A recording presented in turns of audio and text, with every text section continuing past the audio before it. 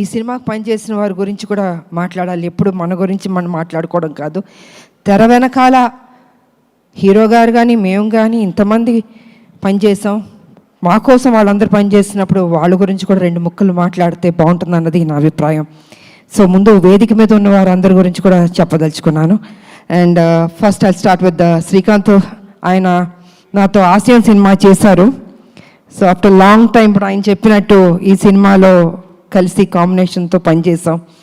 And Srikanth నిజంగా అప్పటి నుంచి వస్తాను, చాలా సాఫ్ట్ పర్సన్, మంచితనం, అందరితో కలగొల్పుగా ఉంటాడు ఆయన.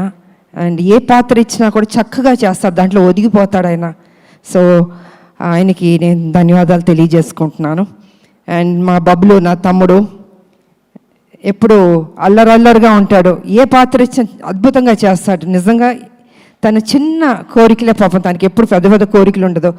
ఈ సినిమాలో నన్ను ట్రైలర్లో కూడా పెట్టారు, నాకు చెప్పిన పాత్ర ఎక్కడ మిస్ చేయలేదు, ప్రతి సీన్ ఉందన్నాడే. నిజంగా చిన్నపిల్లాడు మనస్తత్వం తను. ఆయన ఎన్ని సినిమాలు నాతో పనిచేశాడు. సో నిజంగా Bablu thank you so much, ఎంత బాగా చేసావు ఈ సినిమాలో.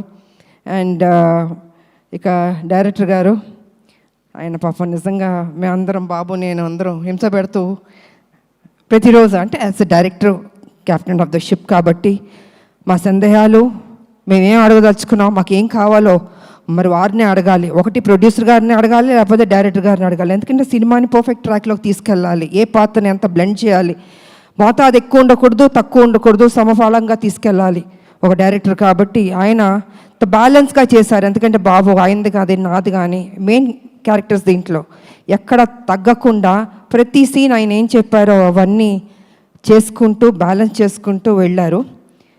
సో వారికి కూడా నేను ధన్యవాదాలు తెలియజేసుకున్నాను. డైరెక్టర్ గారు thank you so much. And Shri ఆ రోజు నా ఇంటికి వచ్చినప్పుడు వారిని లేదమ్మా ఇది ఉంది అన్నారు.